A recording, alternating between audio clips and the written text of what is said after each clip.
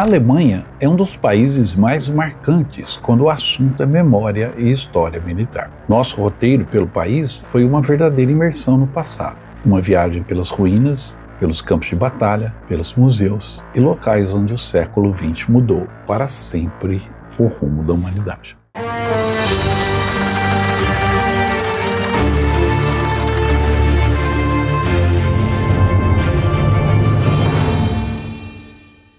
Começamos em Colônia, após desembarcarmos em Frankfurt, onde visitamos a ponte Hohenzollern, que cruza o rio Reno, às portas da catedral. Hoje a ponte reconstruída tem milhares de chaveiros de enamorados que trancam seu amor aqui na ponte.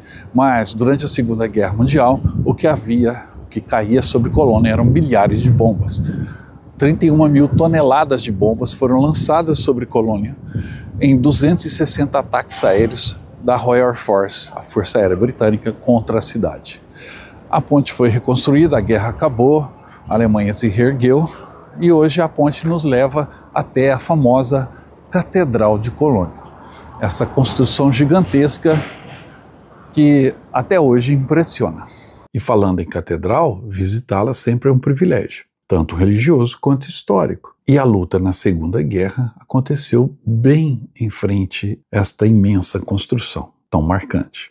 À primeira vista, a Catedral de Colônia sempre impressiona pelo seu tamanho, pela sua história, pela sua idade, mas o que mais impressiona é o que aconteceu aqui, de frente a essa catedral, que foi um combate terrível, que deixou marcas até hoje aqui em Colônia. Ali houve o duelo de tanques alemão e americano em 1945. A viagem é maravilhosa, os pontos que a gente passa são incríveis, a gente mistura os locais da Alemanha, que são lindos, as paisagens maravilhosas nessa época do ano, com os locais voltados ao que o canal se propõe, que são os pontos ligados, principalmente à Segunda Guerra aqui no território alemão. Esse pequeno pedaço de rua, essa esquina, ficou famoso pelo duelo dos tanques. E a nossa turma hoje está aqui, fazendo o mesmo percurso, um percurso histórico, aos pés da catedral e a esquina onde aconteceu o duelo. Depois de visitarmos Colônia, fomos em direção ao Vale do Ruhr, aonde o poder industrial se faz sentir na Alemanha. E as represas do Vale do Ruhr são fundamentais nesse processo, tanto que foram atacadas em uma missão ousada da Força Aérea Britânica e foram destruídas, paralisando a produção alemã naquela região. Estar aqui nessa represa, nesse local de uma operação da Segunda Guerra Mundial, sempre impressiona. Os nossos grupos, no roteiro da Alemanha, sempre passa pela represa de Edersee e o Museu dos Dambusters. Aqui a história foi escrita com ousadia, coragem, tecnologia e também destruição. Ali existe um museu que relembra esta ação, a Operação Chastis, e as represas novamente construídas e gerando desenvolvimento no Ruhr. Bem na entrada do museu Speermauer Museum, aqui no Vale do Rio Ruhr, tem uma bomba. Exatamente, esse cilindro gigantesco é uma bomba, a famosa bomba saltitante, que foi desenvolvida para bater na água da represa, quicar várias vezes e atingir a barragem no ângulo perfeito, o único ângulo possível que poderia destruir essa barragem. Essa bomba saltitante provocou um estrago muito grande no coração industrial da Alemanha. E o ataque dos aviões britânicos contra a represa entrou para a história.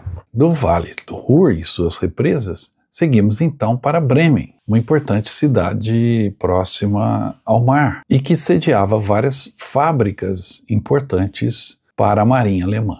Tanto que foi construído no local um imenso bunker para os submarinos que a Alemanha pretendia usar para mudar os cursos da guerra. Vi aquele bunker onde eles eram produzidos, aquilo lá foi de arrebentar.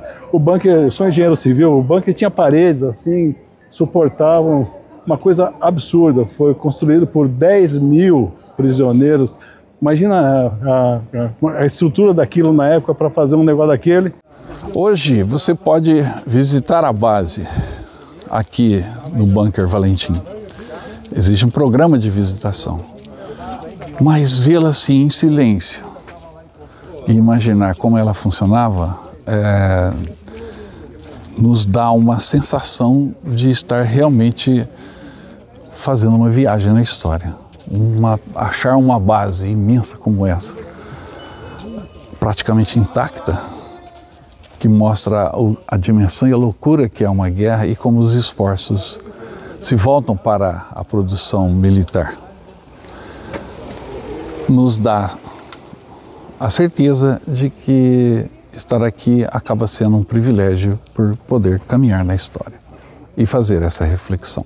Visitar o Bunker Valentim foi uma descoberta e um privilégio. Após esta visita, fomos então para Bremenhaven, onde está o submarino tipo 21, um submarino moderno, revolucionário e que ameaçava virar os rumos da guerra. Se esse submarino tivesse sido lançado talvez 2 anos antes, na Segunda Guerra Mundial, ele poderia ter revolucionado a arte da guerra submarina.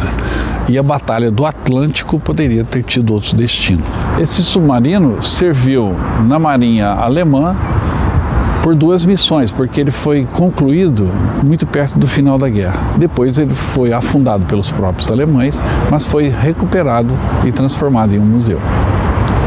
É um privilégio para quem gosta de história militar e de máquinas visitar o Wilhelm Bauer. Visitar essa peça histórica foi, sem sombra de dúvida, um dos pontos altos do nosso roteiro. De Bremenhaven fomos para Kiel, no Memorial Naval Alemão, em Laboe. Esse é o Mar Báltico. Nós estamos aqui na costa norte da Alemanha, próximo a Kiel, na pequena vila de Laboe. Aqui em Laboe existe um memorial naval alemão, que é aquela construção alta. Esse memorial foi inaugurado por Adolf Hitler em 1936 e prestava uma homenagem a todos os marinheiros alemães mortos na Primeira Guerra Mundial e nas guerras anteriores navais alemãs. Onde está o tipo 7, um outro submarino, mais simples, mas o submarino que compunha as famosas alcateias dos lobos do mar, conjunto deste tipo 7C que atacou e assombrou os comboios aliados durante a Segunda Guerra Mundial, na chamada Batalha do Atlântico. Esse submarino você pode entrar e conhecer todas as características do tipo 7C. Atrás de mim e do submarino está o Mar Báltico. E aqui era uma das bases submarinas e sede do Memorial Naval Alemão. Esse tipo 7 foi o submarino, o U-Boat, mais usado pelos alemães. Ele tinha aí 62 metros de comprimento e uma tripulação que poderia variar de 44 a 50 submarinistas embarcados em missões longas contra os comboios aliados que atravessavam o Atlântico. A vida dentro de um submarino não é fácil. De Laboe fomos então para Hamburgo e tivemos também uma parada em uma das torres Flak restantes e que os alemães construíram durante a Segunda Guerra Mundial. É a Flak Tower, em Hamburgo, uma das 2 torres de artilharia antiaérea que os alemães tinham durante a Segunda Guerra Mundial. Esta foi totalmente transformada para o uso comercial. Então lá dentro tem lojas, tem um hotel recém-inaugurado. Vocês podem ver que o estacionamento aqui de bicicleta, por exemplo, está todo novinho. E assim a vida vai superando e adaptando as coisas relacionadas à Segunda Guerra Mundial. A Flak Tower aqui de Hamburgo tem esse ar assim de alojamento estudantil, de república e também de comércio jovem e vibrante. Ou seja, a vida pulsa forte aqui dentro, que é muito bom. Hoje transformada em um hotel, a Flak Tower sempre impressiona. Após conhecermos a Flak Tower, fomos então para o completo e histórico Museu dos Blindados em Münster, o Panzermuseum Münster. Ali tivemos a oportunidade de ver em loco armas famosas, históricas, icônicas e que mudaram a arte da guerra. Espetacular está nos lugares que você lê nos livros, em Berlim, em Münster, em museus, e ver ao vivo aquelas viaturas que eu sempre gostei de ler. Então foi indescritível, é até difícil achar palavras. Estar em meio a tantos panzers, blindados, tanques modernos e derivados foi, para os nossos integrantes, um motivo de muita atenção e também de muito conhecimento. Cada lugar era uma surpresa, uma descoberta. Do Museu de Tanque de Münster, fomos para outro local icônico, Peenemünde, a base das armas secretas alemãs, onde Wernher von Braun desenvolveu armas importantes como a V1 e a V2. Aqui eram fabricadas com trabalho escravo as bombas da vingança de Hitler. Aqui em Peenemünde também foi desenvolvida e lançada a bomba voadora V1, o primeiro modelo a ser utilizado na Segunda Guerra Mundial. Depois viria a V2, que é um outro conceito e muito mais mortal e veloz. Eram tão importantes e revolucionárias estas armas que serviram de base para o futuro projeto Apollo que levou o homem à Lua. Peenemünde é outro marco cativante deste roteiro. Só quem vem para saber e para viver essa experiência, porque ouvir falar é uma coisa, mas viver a experiência é outra. E a viagem foi super gratificante, pontos locais que a gente jamais imaginaria que existisse e pontos que a gente, de longe, a gente tem uma ideia, mas quando a gente está próximo, aí é completamente diferente. É viver o local, é o clima que só uma imaginação em 3D a gente pode ter essa noção. Chegamos então à capital, Berlim, começando pelo caminho mais difícil, as colinas de Zilov, onde aconteceu uma das batalhas mais sangrentas da Segunda Guerra Mundial, a Batalha de Zilov, que durou 3 dias e ceifou milhares de vidas dos dois lados, soviéticos e alemães. Essa cidade é localizada num ponto alto, como vocês podem ver ao redor. Esse é o ponto mais alto nas proximidades de Berlim, e cercada por pântanos e por pedaços de terra de difícil travessia. Quando os soviéticos, o Exército Vermelho, se aproximou de Berlim, foi aqui que começou a Batalha de Berlim, nas colinas de Zilov. O que houve aqui foi uma luta tremendamente feroz durante 3 dias. O preço em vidas aqui, como eu disse, foi de mais de 40 mil soldados soviéticos que perderam a sua vida na Batalha das Colinas de Zilov. Hoje existem alguns soviéticos enterrados aqui, 66, que são esses. Ali na frente, placas com o nome dos desaparecidos em ação. A matança em Zilov foi só mais um capítulo na derrocada, no ponto final da Segunda Guerra Mundial. Estar ali é também caminhar na história. E deu à nossa chegada a Berlim um toque especial. Depois visitamos o Karlshorst, local onde houve a capitulação alemã, onde o general, ou melhor, onde o Marechal Keitel assinou a rendição diante do Marechal Zhukov, soviético, e o local está intacto e chama muita atenção. Mas o fato é que essa rendição histórica, a capitulação alemã, se deu nesse prédio, que ainda hoje é muito visitado, mas já foi nos anos 70, quando aqui era Berlim Oriental, talvez fosse o destino mais visitado pelos soviéticos em Berlim, porque aqui a Grande Guerra Patriótica chegou ao fim e Zhukov teve seu momento de maior glória. De lá fomos para o aeroporto de Gatov, outro local icônico com peças importantes e históricas da Segunda Guerra Mundial, como os aviões Focke-Wulf 190, Me-163 e Heinkel HS-111. Também passamos pela mansão de Wannsee, local da conferência que determinou a solução final. Nesta mansão foi feita a reunião que definiu o destino de 6 milhões de judeus, a Câmara de Gás. Nesta mansão foram traçadas as decisões que mataram 6 milhões de judeus na Segunda Guerra Mundial. e outras minorias. Vancy é um testemunho de como o homem pode ser maléfico.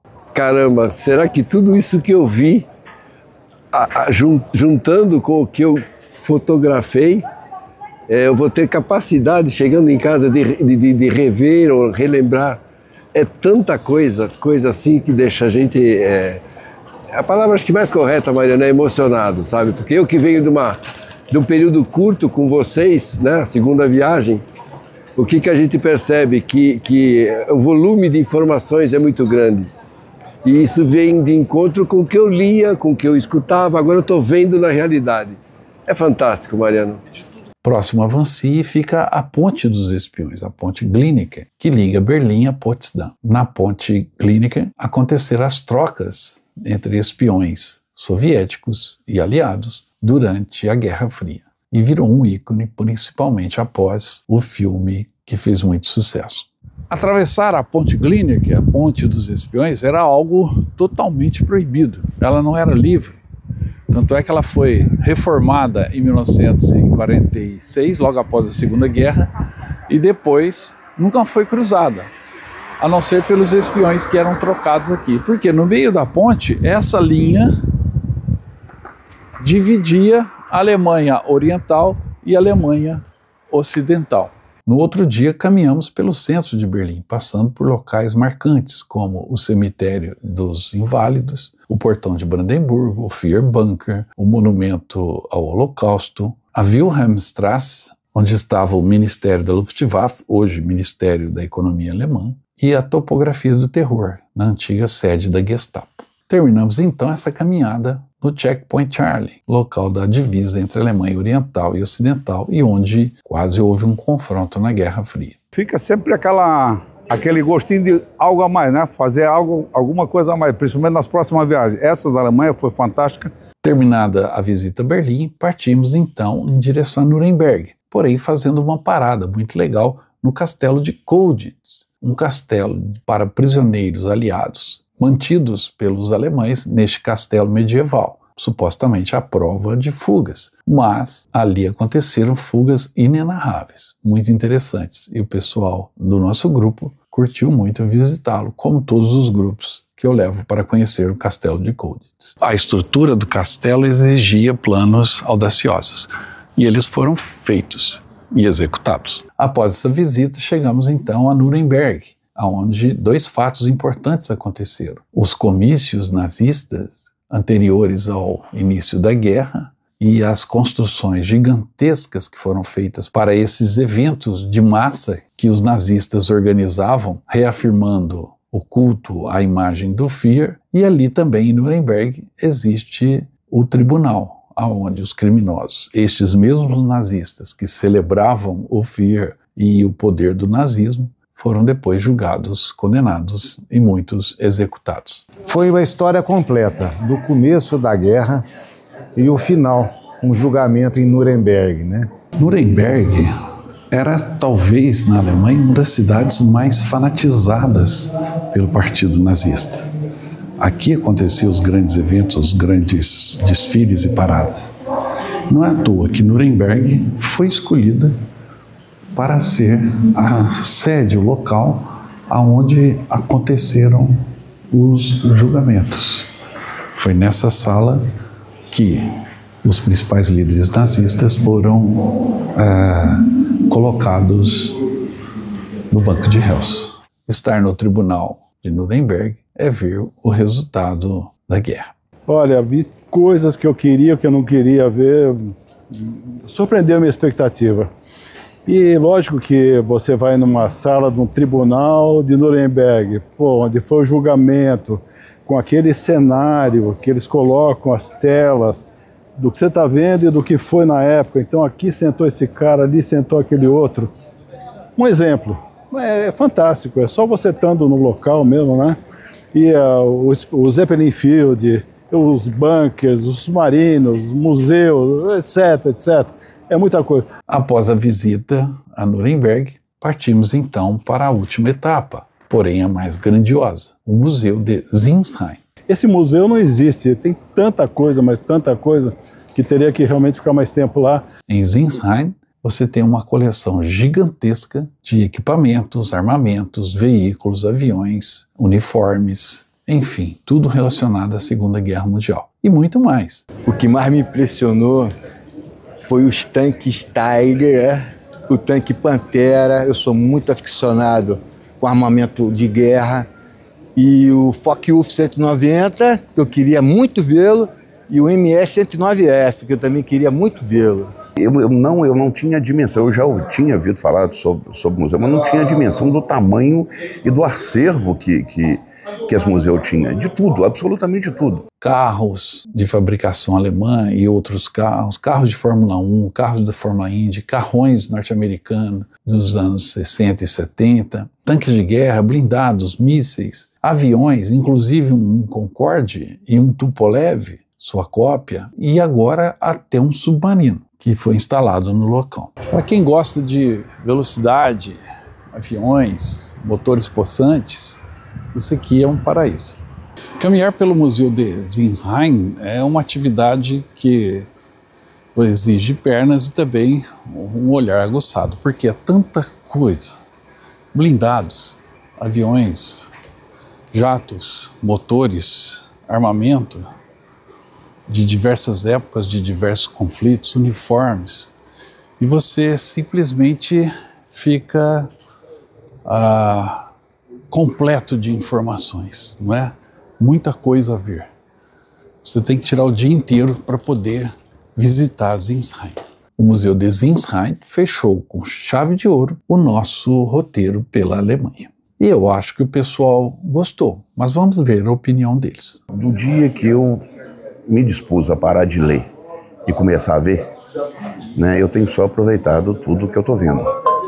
Dessa específica da Alemanha, tinha coisas que eu estava absolutamente fissurado para ver. Uma lembrança muito grande, porque a gente tinha uma noção, através de livros, revistas, de filmes principalmente, documentários, filmes, mas nada como estar aqui presente para ver no local. Foi uma viagem inesquecível, sabe?